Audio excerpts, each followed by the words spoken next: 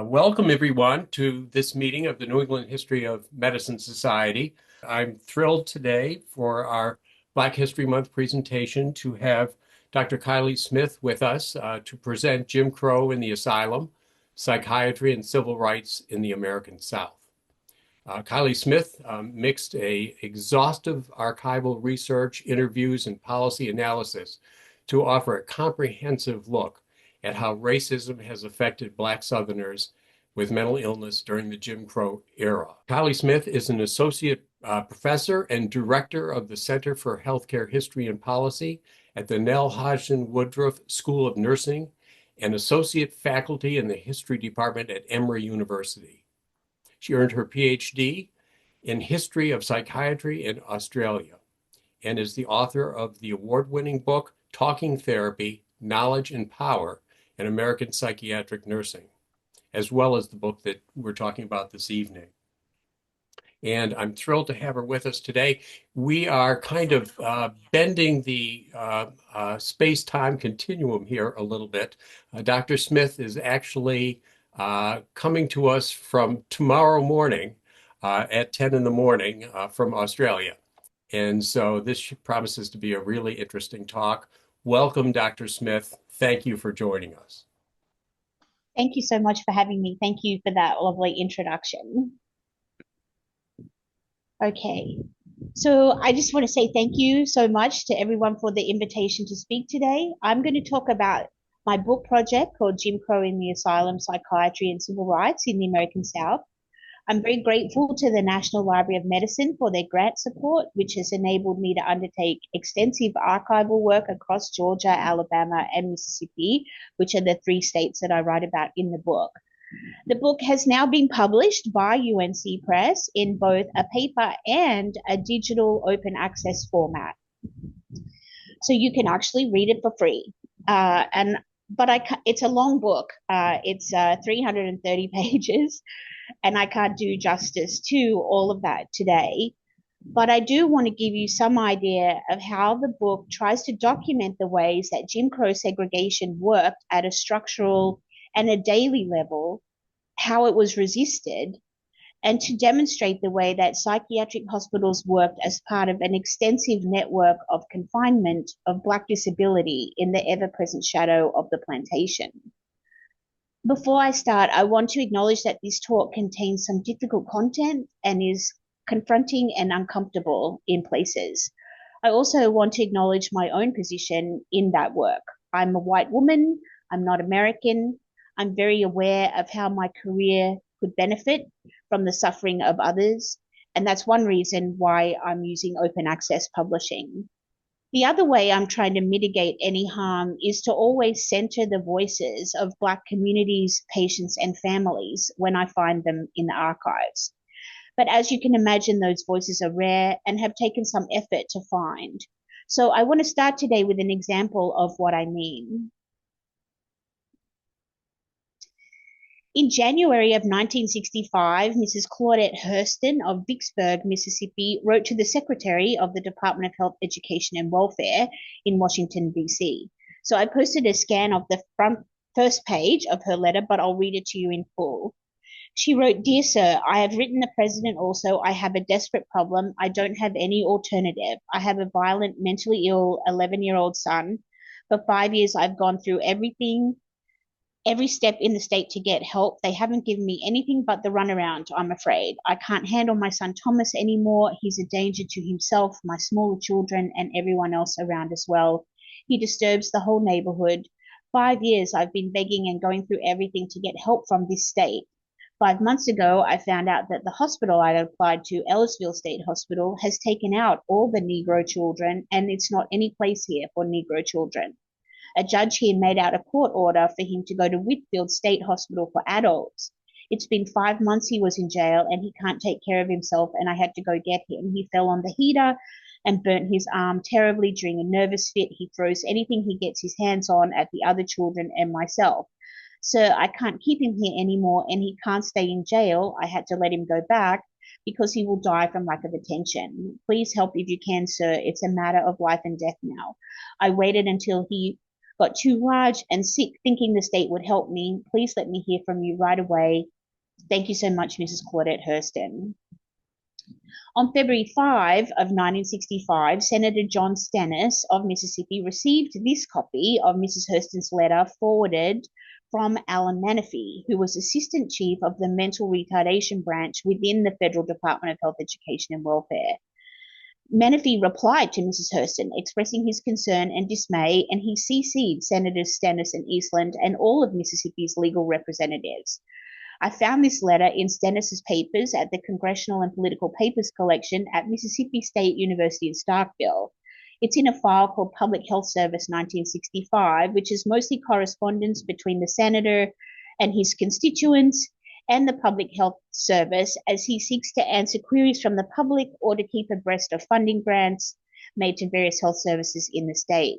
Much of the public correspondence is from white people worrying about how their new Medicare entitlements would be affected by the new requirement for hospitals to be racially integrated.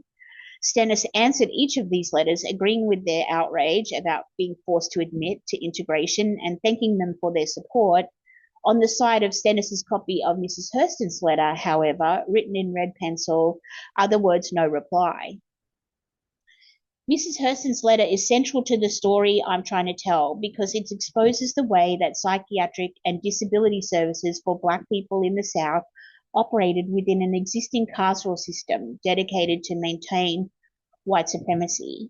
My research has shown the ways that people could easily be admitted to the large state hospitals, sometimes simply by being dropped at the door by a sheriff, in most instances with no due process and no legal recourse. People were also easily transferred between youth detention centers, prisons, and hospitals, sometimes multiple times within a lifetime, just like 11-year-old Thomas. These practices were exacerbated by the broader operationalization of Jim Crow in the South in the first half of the 20th century, which combined with an active program of eugenics designed to eradicate the disabled body and mind entirely. In this process, we can see the instability of psychiatric categories and the obvious overlap between conceptions of disability, mental illness, and criminality, as well as the active ways that a commitment to racial segregation left the state's Black families, like the Hurstons, without support. Segregation was the most obvious way that Jim Crow was performed on a regular basis in this system, and it was justified by psychiatrists themselves who created their professional knowledge around the idea of racial difference and actively perpetuated ideas about the alleged inferiority of the Black personality. But segregation took different forms in different places. So I'm going to set out some of those differences and then think about what they signify. So let's start with the oldest of the three facilities I'm looking at, Central State Hospital in Milledgeville, Georgia. Central State was established in 1842, initially on 170 acres at the then state capital, located halfway between Augusta and Macon. From its origins, the issue of Black patients had been a contentious one, with the hospital's second superintendent, Thomas Green, arguing in 1845 that the Black enslaved person was immune to mental illness anyway. Green was happy to use enslaved people as attendants, and after the Civil War, argued he could not possibly admit freed Black people as patients as he had nowhere to put them. By nowhere to put them, he meant that he did not have the money or inclination to build a separate building, as segregation was now the new normal. He was eventually forced by the state to create segregated spaces for Black patients, however, who could not be allowed to roam free after emancipation. After the passing of Plessy versus Ferguson, psychiatrists continued to argue that segregation was natural and desired by all. For example, a different Dr. Green at Central State noted in 1916 that, quote, "In the southern states, the average Negro lives under conditions which are natural to him, and in the institutions of those states, he is found separated from members of the white race in departments of one hospital, or even in hospitals devoted exclusively to his race, where his only associates are those with whom he has been accustomed to live, and where he is cared for by members of his own race." But this benevolent paternalism belied a harsh reality at Central State, which by the 1960s had grown to over 3,000 acres, including a self-sustaining farm, an abattoir, like a slaughterhouse, a post office, a railway station, a printing press, and a total on the books patient population of more than 12,000 people, 5,000 of whom were Black. By all reports, this makes this one hospital in Georgia likely the largest psychiatric facility in the US, possibly even the world at this time. But finding out what life was like for Black patients here has been a difficult task. Since the hospital was closed completely in 2010, the issue of records has become a contentious one. Materials are mostly held at the Georgia State Archives in Morrow and are often the subject of censorship, restriction, and curation. I needed to get legal assistance to appeal to the University System of Georgia Board of Trustees to access a box I'd been denied for 2 years that was simply correspondence, not even patient records. So what we can know about hospitals like Central State is highly mediated by the nature of and access to the official archive. For basic information, I'm relying on the annual reports that were prepared by the hospital's various departments and then submitted to their governors. The reports don't tell us a lot about everyday life for patients. They are a top-down accounting for dollars and time. Segregation is never overtly mentioned, except for occasional comments like the garden club having volunteers for the colored service or the employment of the first Negro music therapist. But I've been able to talk to some people who used to work there, and various other sources like maps like this are useful.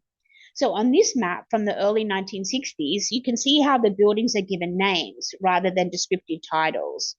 So it's actually really hard to tell from the map or the annual report what is going on inside each building. But they're usually organized by population and type of clinical problem. There's only one building named explicitly for population, and that is the Colored Women's Prison, which is here. I don't know if you can see my cursor, which demonstrates this overlap between incarceration and psychiatry. So there is a women's prison on the site of the psych hospital. There were places where segregation was not so formally enforced. For example, the Rivers building, which was for the treatment of tuberculosis and had both Black and white patients, but in separate wards, and the Jones building, the main medical surgical hospital, which also took all patients but separated them by race into different floors. What this map doesn't tell you is that these buildings here located down the back behind the kitchen and spread out along Lawrence Road toward the swamp are where all the Black patients were housed before 1965. Whitfield Hospital in Mississippi is a relatively new facility, opened in 1936 to replace the overcrowded and archaic original asylum in Jackson, which is on the site of the current University of Mississippi Medical Center. This newer location is about 20 miles east of Jackson and was built over 3,000 acres using a cheaper cottage model. This meant that buildings could be smaller and more spread out, and people therefore more easily segregated by race. You can see the campus a little clearer on this more recent map. All of the state's African American public patients, including those with developmental disability, were admitted to Whitfield. There was nowhere else for them. And as we saw in Mrs. Hurston's letter, Black children were also moved here in the early 60s, enabling the state school at Ellisville to become a white-only facility. The reporting at Whitfield is not as comprehensive as at Central State Hospital. There was no real medical oversight until the appointment of Dr. William Jaquith as superintendent in 1949, and no statewide department until the 1960s. Jaquith reported to a board of trustees, but did so formally only every 2 years. Those biannual reports are scattered across a number of different collections at Mississippi Department of Archives and History, and it's been a bit like chasing a needle in a haystack to get a full set of them. Jaquith was on a constant campaign to raise the state appropriation for the hospital. When he took it over, it was feeding patients on only 98 cents per patient per day. By 1963, with an inpatient population of 4,500, 2,300 of whom were Black, Jaquith reported that expenditure had risen to only $2.37 per patient per day, which was still the lowest expenditure for mental patients in the nation. Of the three states that I'm writing about, Alabama was the most obviously racially segregated. The original hospital in Alabama was Bryce Hospital in Tuscaloosa, opened in 1861. It was built on what's called a Kirkbride model, which meant that all patients initially in that one long building, um, with the imposing center building and wings stretching out on either side. Initially, the hospital took a small amount of African American patients and put them in a little building near the laundry. But once that population reached 300 or 400, the state decided it was time to move them somewhere else entirely. So in 1902, the Department of Public Health opened Searcy Hospital on the grounds of the old war fort in Mount Vernon, 30 miles north of Mobile, and moved most African American patients there. So that's 170 miles south of the main hospital in Tuscaloosa. By 1964, the population of Searcy peaked at 2,635 people. So while officials may have presented segregation as the normal state of affairs in which everyone was content and happy, there are other sources that indicate clearly that this was not the case and that segregation created the environment and opportunity for abuse and violence. Of course, those are problems in all of the nation's overcrowded facilities. And I don't subscribe to the idea of Southern exceptionalism when it comes to racism. But throughout this project, my argument has been that the issues facing Southern asylums were indelibly shaped by local custom and politics. In the post-World War II period, this meant an environment of local activism met with constant and violent resistance. But if it seems a stretch for me to think about Southern asylums as replications of plantation relations, it was not a stretch for people at the time. For example, in December of 1947, Mr. Watkin wrote this letter to the NAACP Legal Defense Fund, and I'll just read it out. Dear Sirs, I've been Chief of Patrol at the State Hospital for the Insane People at Whitfield, Miss for several months, and they are making slaves of the colored patient out there. They work them from before day to after dark. One of the big shots by the name of Stagg shot one of the patient's eyes out, and the day superintendent by the name of Smith carry a gun all the time. I'm turning my resignation in and quitting. Please do not mention my name. I found this letter in the papers of the NAACP at the Library of Congress in a file called Hospitals Miscellaneous Cases. It's a really significant letter, and it told me a lot in a few short sentences. We can assume that Mr. Watkins was white, given that no black man was the chief of anything run by the state of Mississippi in 1947. Mr. Watkins knew enough to write to the head office of the NAACP in New York, and that act speaks to the role that white moderates and liberals would play in Mississippi's civil rights battles yet to come. But Mr. Watkins was not brave enough to make himself known. He hid behind a request for anonymity and resigned rather than confront directly the situation at Whitfield. But Mr. Watkins' letter is also important because of the major themes it raises, one of them being the use of patient labor. Of course, there is a long history of the use of work in psychiatric hospitals. It underpins the whole premise of occupational therapy, and before then, moral treatment, or the idea that work was therapeutic. Occupational therapy and later vocational rehabilitation were important ways of giving people back some sense of self, dignity, and autonomy, as well as the possibility of life outside the asylum. But this is not the way that work was used for Black patients in Southern asylums in the mid-20th century, and at any rate, therapy at the point of a gun is not therapy at all. Superintendent of Whitfield, Dr. Jaquith, arrived only 2 years after Mr. Watkins wrote his letter, but it seems that little had changed. Later in his life, Jaquith remembered being shocked at the extent of the farm operations at Whitfield and demanded that the farm be closed. He told a reporter that, quote, in 1950, I told them I'd never been a farmer. We closed the farm and the dairy herd. If a patient was well enough to work here, he was well enough to be at home. In this statement, Jaquith really exposes the lie at the heart of the idea that agricultural labor was therapeutic. He knew that it wasn't. But despite what Jaquith says he did, the farm was not immediately closed. In a short-lived patient newsletter called The Wit, there were little snippets of information about how patients at Whitfield Hospital were housed and organized. In 1951, the person writing the few pages of the back at the newsletter noted that those in colored patients number 3 were the backbones of Whitfield. The writer reported that, quote, the work is highly enjoyed by those who have worked in fields on farms for a source of living income.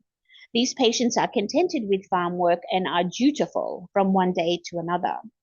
This unpublic assessment by a white person who was writing the newsletter of the ways that Black people enjoyed farm work replicated and reinforced both labor and race relations and made no pretense that farm work was intended as therapy for actual illness. This kind of replication of plantation relations was extended to women and domestic labor. In an unprocessed collection at the Mississippi Department of Archives and History, I found this photo with no context. But then I found it again in a story in the Jackson Daily News from 1960. The white woman sitting is Mrs. Jaquith, the superintendent's wife, who apparently was not much as a chef. In the newspaper story, she was being taught to cook by the 2 women behind her who were patients working in the hospital kitchen. Mrs. Jaquith then published their recipes in a series of newspaper stories.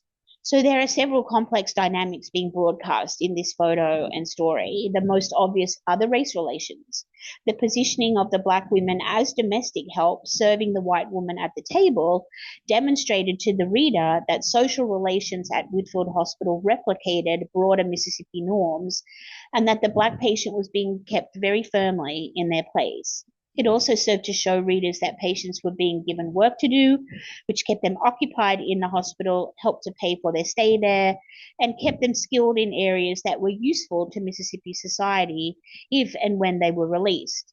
There's no mention in the story of their illness or their therapeutic treatment. Here it's assumed that work was therapy and mental disability was irrelevant. In fact, the existence of disability did not preclude the Black patient from being put to work because the practice replicated plantation and Jim Crow ways of thinking about the Black mind and body. That is, the mental capacity of enslaved people had always been considered irrelevant and inferior to enslavers, while their bodies were said to benefit from hard labor.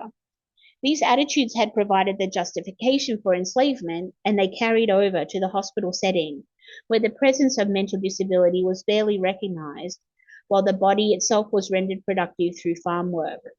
This paradox was particularly evident in Alabama. In 1948, Senator Patterson conducted an inspection of the farm operations at both Bryce and Searcy hospitals. Bryce Hospital ran multiple farming operations that were overseen by a few paid employees, but worked almost entirely by patients who were called inmates. Greystone Farm was close to the main Bryce campus in Tuscaloosa, and it ran 247 acres, producing peanuts, corn, potatoes, and sweet potatoes, and another 280 acres on the actual Bryce campus grew corn, hay, oats, and sorghum, all for local use at the hospital as either food for patients or supplies for the animals on the small farm there. The report also listed another separate farm known simply as the Negro Colony, which ran well over 1,000 acres, including 900 acres of corn and 240 acres of cotton. I found this photo in the archives at the University of Alabama of Black men working this huge cotton field by hand. The photo could be of any plantation at any time, but on the back it refers explicitly to the aforementioned Negro Colony. After the inspections, Senator Patterson met with Superintendent Partlow, who oversaw the state system, and with Doctors Tarwater and Rowe, who ran Bryce and Searcy hospitals respectively. "You're getting a lot of work out of your patients, and you are to be commended for that," stated the senator, and was corrected by attendant Billy Partlow, who noted, "I think they call that occupational therapy." The senator commented they must be given something useful to do, and Dr. Tarwater somewhat tepidly agreed.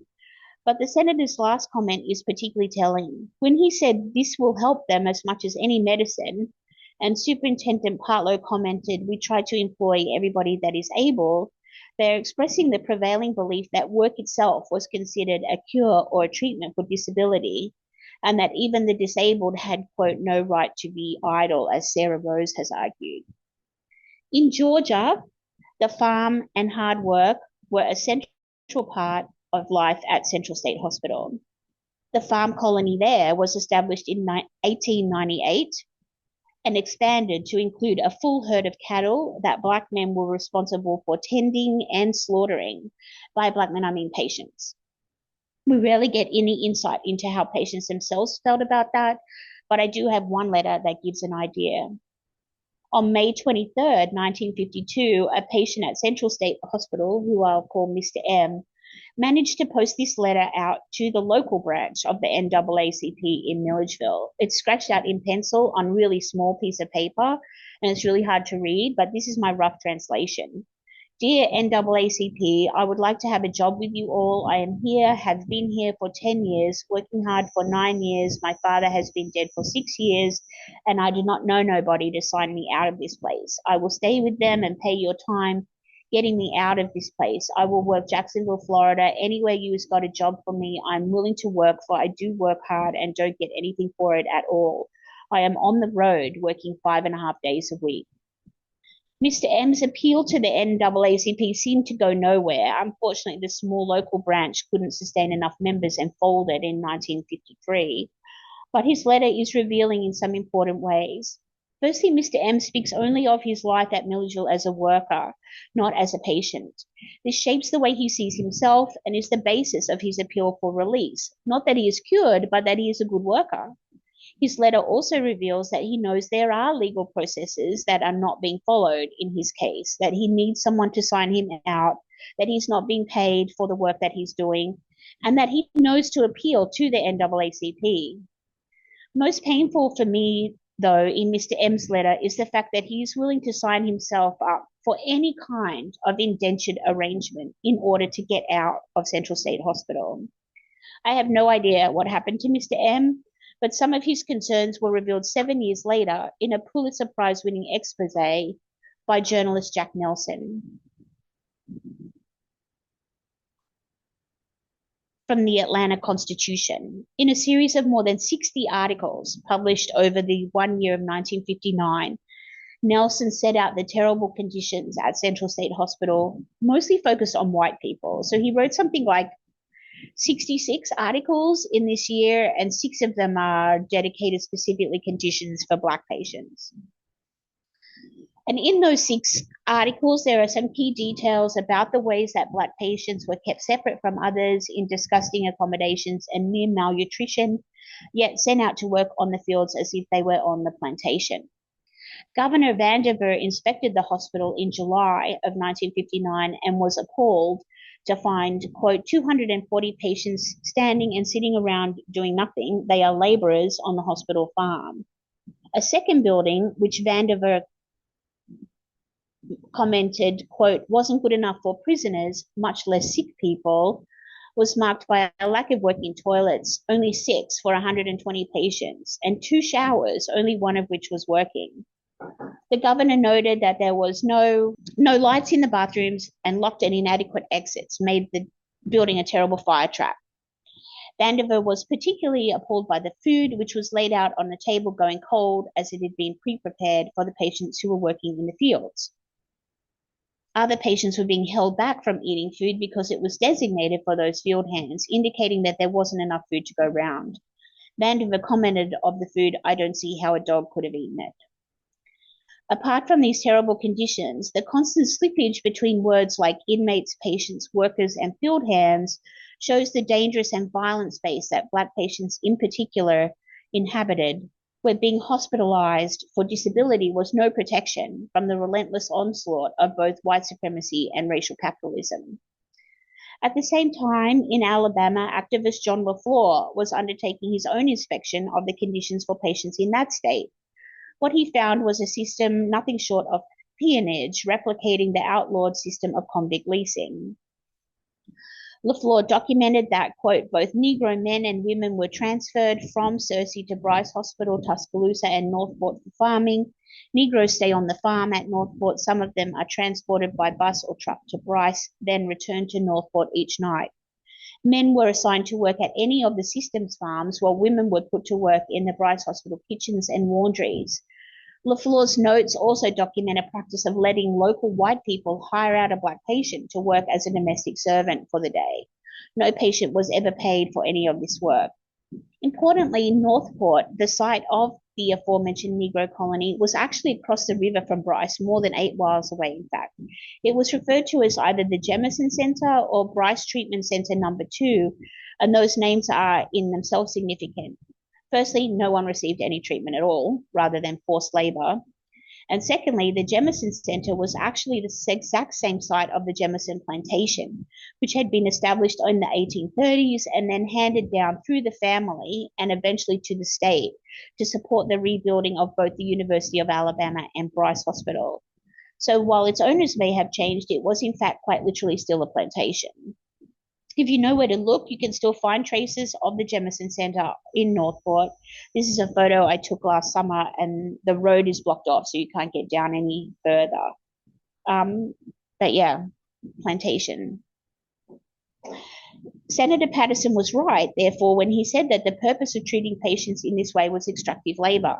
Locking black patients into hard agricultural and domestic work rather than allowing them to develop new skills through vocational crafts or intellectual pursuits was an effective and deliberate tactic of oppression, designed specifically to keep the black patient down. These attitudes embedded in American psychiatry itself are reflected in other institutional practices like diagnosis. Understanding diagnoses in the past is a fraught exercise, and the data here has been hard to find. It was not kept in the same way by each state, and for some reason, Mississippi didn't record diagnosis at all by race, only gender. I also have strong caveats and misgivings about the validity and the use of historical psychiatric data. I'm drawing here on official annual reports from Alabama and Georgia in the mid-1950s, just a few years after the first release of the first Diagnostic and Statistical Manual, or the DSM. And I can't cross-reference them with individual patient records, as those have been destroyed or restricted. So I would argue that diagnostic reporting can't really be taken at face value. That is, just because certain amounts or types of people were recorded as being diagnosed in a certain way does not necessarily mean that they were actually diagnosed in that way, or that those diagnostics reflect actual disease prevalence.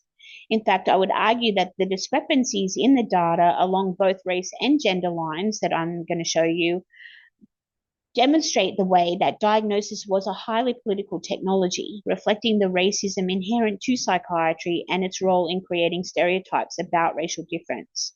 The data is presented in these complex tables. It's not digitized and had to be entered by hand into a spreadsheet. And then I worked with a biostatistician to run a series of analyses. So I'm just going to look at one diagnosis up close and then show you a pattern over time. If we look at the subcategory of psychotic disorders, which are listed as schizophrenic reactions in the DSM-1, a comparison of the first admission diagnoses from Alabama and Georgia in 1956 shows some interesting similarities and differences. We can see the way that Black patients overall were more likely to be diagnosed with schizophrenia than white patients, but in Georgia it was attributed to white women and Black men at about the same rate, and to white men barely at all. The situation was different in a few ways in Alabama, with Black men the least likely to be diagnosed with schizophrenia at a rate of about the same as Georgia, but that much higher rates were reported among women. For Black women in Alabama, schizophrenia was attributed to 43% of all first admissions in 1956. Taking a look at this changing pattern over time, just in Georgia, unfortunately, Alabama stopped recording its diagnostics in the annual reports from 1960. All sorts of reasons why that's the case. We can see that after the peak for white women in 1958, Black women and then Black men, without exception, were most likely to be diagnosed in this category. It's absolutely no coincidence to me that this shift in diagnostic practice, which is not a shift in actual disease, prevalence occurs from 1960 onwards, alongside the rise of Black Power and the Civil Rights Movement. This tracks with what Jonathan Metzl has argued in his book, The Protest Psychosis, but this data pinpoints the moment that the change takes place much earlier in Georgia and demonstrates that it was Black women who were being overdiagnosed. Schizophrenia as a diagnosis carried severe consequences, both within and beyond the asylum. Within the asylum, the most prevalent treatment for schizophrenia at the time was still electroconvulsive or electroshock therapy, as it was called, although new drugs like thorazine and serpacil were making their mark on both of these hospitals. In some ECT data that I have from Alabama, Georgia didn't record a breakdown. Also from 1956, we can see immediately the way that segregation and psychiatry combined to create a terrifying atmosphere for Black women in particular. The annual report from Alabama reported its administration of ECT by race and gender, and the differences are stark. White women at Bryce Hospital were the least likely to receive ECT, followed by all the Black men. I think that's because the Black men at Searcy were highly likely to be shipped up to Tuscaloosa for work on the farms and weren't being diagnosed with anything at all. The white men, interestingly, were given a greater average number of treatment each. Over 10,000 treatments were administered to 609 white men, averaging 16 treatments per person.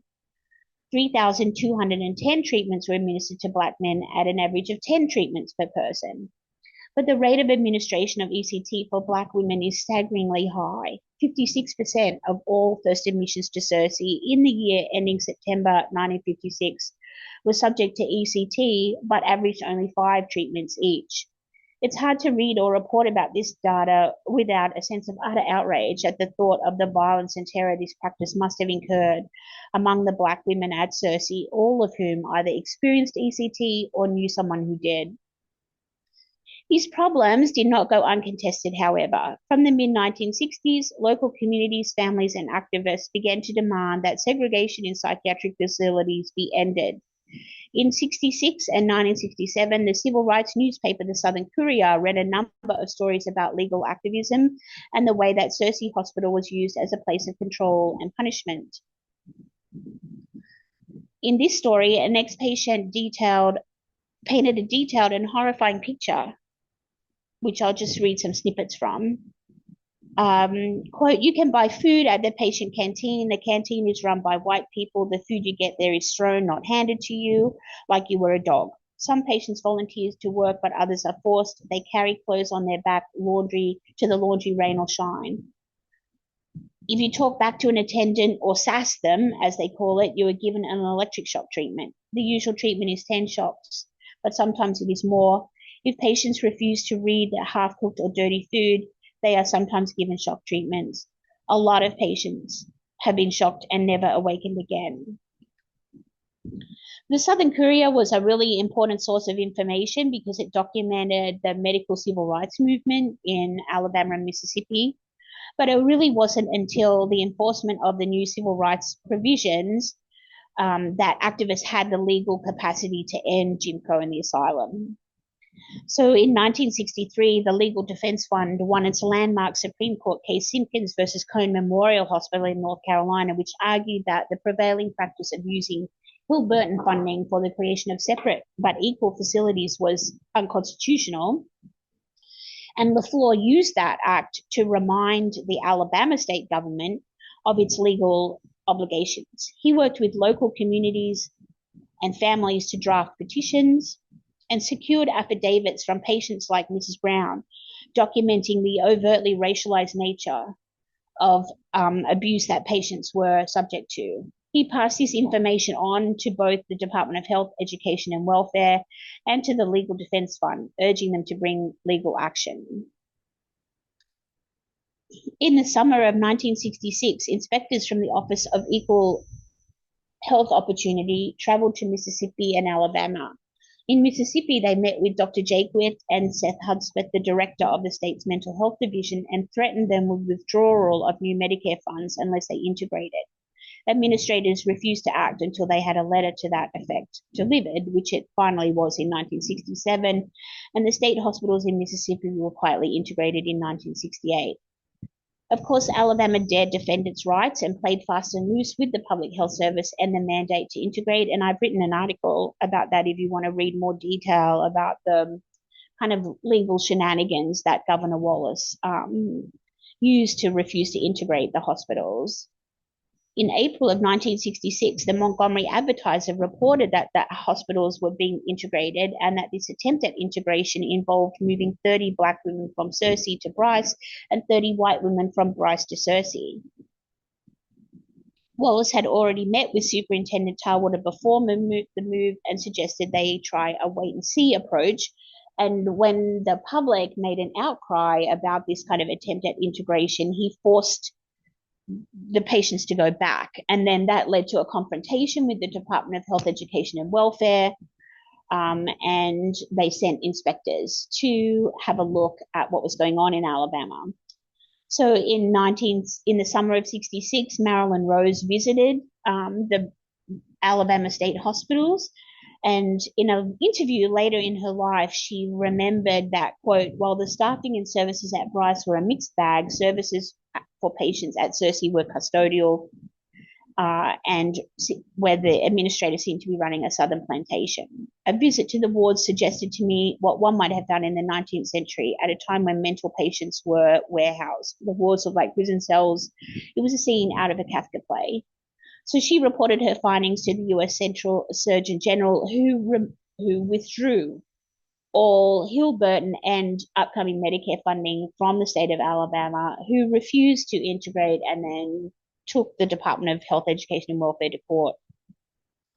A bit stupidly, that court case, these are the paperwork from the court case at the National Archives, landed in the district court where the judge was Frank Johnson, a major upholder of civil rights law in Alabama, and he was no friend of George Wallace's. And he combined a case that the state government had brought against HEW with a case that the LDF brought on the behalf of patients, and he used LaFleur's inspections to argue that there was no medical justification for segregation in Alabama state hospitals, and he gave officials 12 months to integrate them.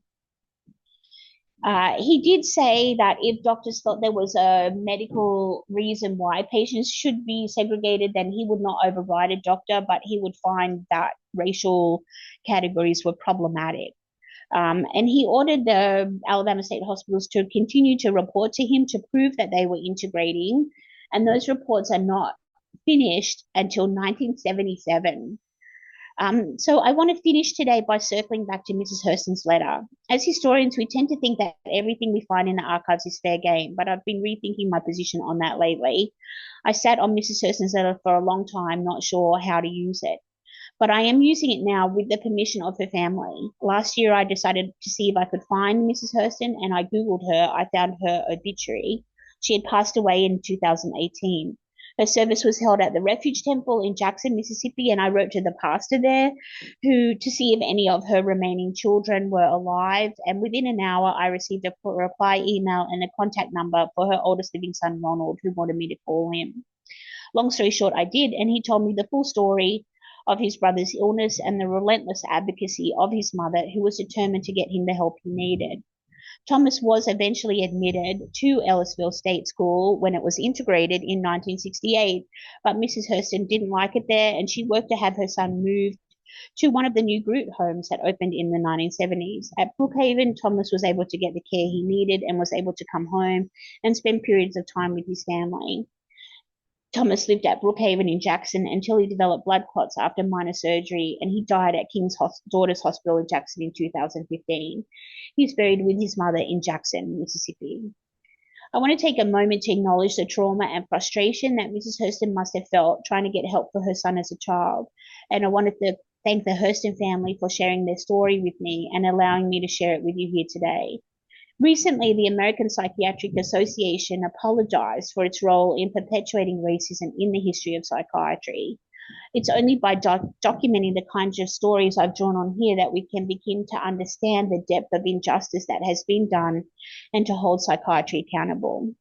Thank you so much for your time, and want to thank all the people who've helped me write this kind of massive book. And I also just have some photos that I've taken of the hospitals over the last few years. So these are just my photos of what's left. This is Searcy Hospital in Alabama, Central State Hospital in Georgia, still very imposing buildings that you can kind of wander around and take photos of. And this is an old graveyard there. So yeah, that's Thank you it. so much. I really appreciate this presentation. Feel free to put questions into the chat. In addition, I would say that I read through your book and it repeatedly occurred to me there are a lot of moving parts here. That Yes. the science of diagnosis and medicine developed in a great deal in the 20th century with imaging and with blood testing and objective measures.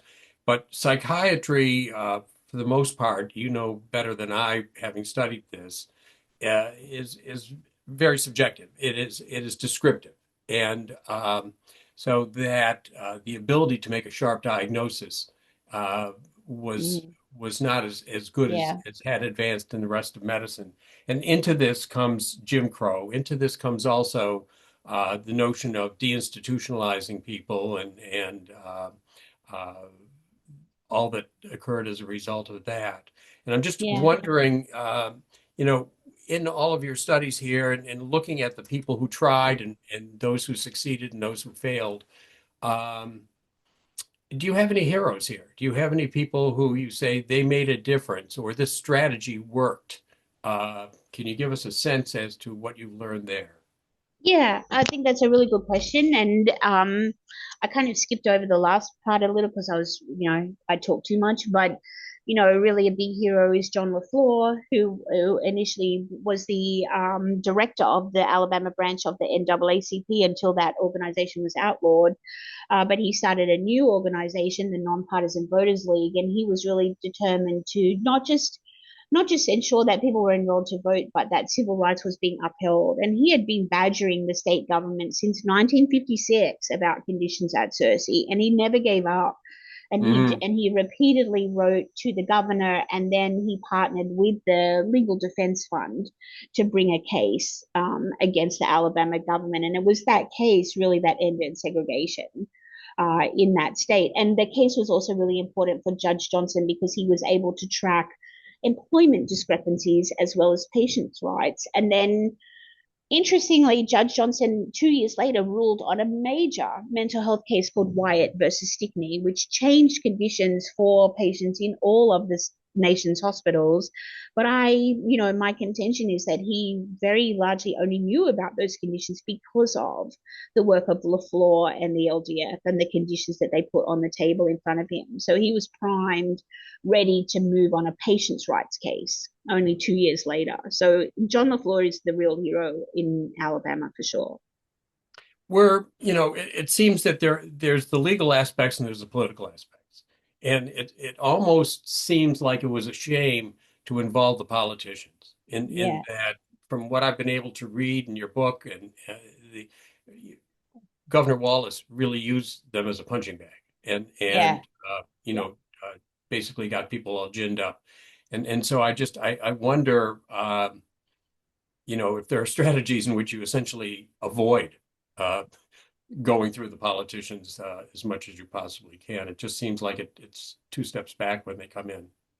Yeah, I mean, there's a kind of a thing in the book where I use the term reform, right? So you can bring in all sorts of legislation, or you can deinstitutionalize. Like one thing that happened, obviously, in 1963 is the Community Mental Health Act, and it looks good on paper, right? It looks like people are reforming and changing things, but it ends up being just a different form of institutionalization with a new name in a new building.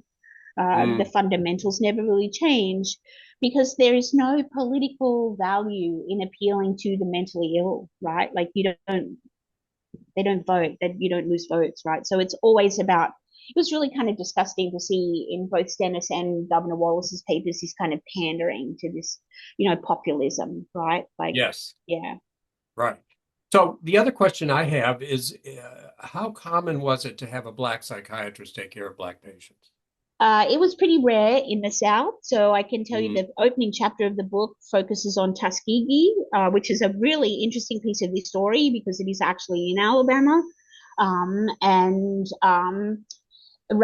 there were a bunch of Black psychiatrists, incredible Black psychiatrists working at the Tuskegee VA, the Veterans Hospital, which was really only open to veterans. And they did take Black and white veterans, which is also a really interesting story. And then they ran a outpatient clinic solely for Black patients in Macon County. And they were Mm-hmm. quite active in trying to provide preventative mental health care. They called it a mental hygiene clinic to try and keep people out of the state hospitals. But none Mm-hmm. of those doctors were allowed to work in the state hospitals until that action by Marilyn Rose and that kind of court case. After that, the state had to reach parity in employment of Black practitioners. So there were plenty of them trained. They just weren't able to work back in Mm-hmm. the South. Wow. Um, so one question here, what brought you to this research? I guess I'm curious because here we are talking in, you're tomorrow in Australia Right, right. and you're studying Jim Crow here. And so Yeah. did the topic bring you here or did you discover the topic when you came here? Yeah, that's a really good question. So I did a history of psychiatry PhD here in Australia that was about young people, and that had some kind of racial stuff in it. But I was really interested in the creation of juvenile delinquency as a category, And then I got a job. Just how sometimes life just takes you in unexpected places. I was working as a research assistant for a dean of nursing who wanted a historian. And while I was working for him, I started thinking about the role of nurses in the history of psychiatry, like what is the role of the nurse in mental health care. And I was working on a book about that. I talked to some mental health nurses here in Australia, and they told me about an American nurse, Hildegard Peplau, that they were really influenced by. And so I started traveling to the US to look at her archives, which are up at Radcliffe. And and I followed her. She Hmm. actually went to Alabama. She was part of the court case to improve conditions for patients. So she was part of that Wyatt court case that I talked about a bit later. She early in the 50s, she was in Alabama and Georgia trying to train Black nurses who wanted to be psych nurses. And so I started thinking about, well, what was it like for those nurses, right? Where were they able Hmm. to work? Where were they able to practice? And that led me to the segregated systems. Yeah. Hmm. Wow. Well, thank you for doing all that. One of the questions here had to do with, are they still using or, have they used the what they refer to as occupational therapy elsewhere and the like? And I can comment from Shrewsbury, Massachusetts, that we have a school here in Shrewsbury, the Beale Elementary School, that is Yeah. built on the Worcester State Farm. Right. So Worcester State was a large mental institution here in Worcester, Massachusetts, and they had an auxiliary farm right here in Shrewsbury, producing food for the institution as well. But Yeah. how, where are we today with what towards the end, I wasn't wonderfully encouraged, and I just wonder what No. your perspective is with regard to where we are with regard to both the treatment of mental illness as well as the racism that has been dealt with in the past. I mean, it's not a good story. It's not, I mean, in some ways, lots of things have improved. Like I would say the on the ground mental health care is really, the people who do the actual care are wonderful practitioners. I think I know a lot of people are trying to fight that kind of racism that they are met with at medical school, right? Like it's as early as that. And they're like, whoa, what? Why am I diagnosing people because of their color? Hmm. And I know a lot of people are doing great projects around diversion projects away from the police. I saw a lot of that in Atlanta, and I worked a lot with people at Grady Hospital. But there are really inbuilt kind of this idea that schizophrenia is really important. That's why I talk to current psychiatrists and I kind of challenge them to think about why are you still overdiagnosing Black folks with schizophrenia? Like, there's no biological reason for that. And they Hmm. say to me, well, it's historically historically, like, they're more prone. I'm like, no, no, no, they're not more prone, they're just more diagnosed, right? Like, Hmm. historically, this is what the problem is historically. So it's not that they're more prone to be schizophrenic, and they don't seem to be able to make that cognitive difference between how diagnosis has evolved historically in a racist way, right? Hmm. Not in a scientific way. So that's what I try Hmm. and, yeah. So I think there are people trying to do work in that space. And I think, the biggest hurdle that we have is the way that people with mental illness still find the police as first responders. If you could give me money and a blank slate, I would have the police entirely removed from mental health care. Hmm. That's Thank you. that's really what has to happen. Yes. Okay. Well, thank you so much. Are you planning on Yeah. continuing this work at all? Someone has asked about South Carolina, so I'm going to put you onto the work of a PhD student called Bradford Pelletier, and he's writing about Palmetto State Hospital and Pineland, and he's just finished his PhD. And so I Hmm. deliberately didn't. I knew he was doing that work, so I'm like, Bradford can have South Carolina. I'll just do like these three. I was Hmm. in Georgia, so I was really interested in those neighbors. My next project is called No Place for Children, and it's about kids in these institutions. And I'm going to Nice. do a comparison with Australia now that I've come home, and there are comparisons with the situation for young Aboriginal Australians for sure. So, Nice. yeah. Excellent. Okay, well, we've come to the end of our hour. This was a terrific presentation. I really Thank appreciate you. your giving us this presentation. You really were a great start for our year here with the organization, and I'm grateful for you doing this. Thank Thank you. you. Thanks for having me.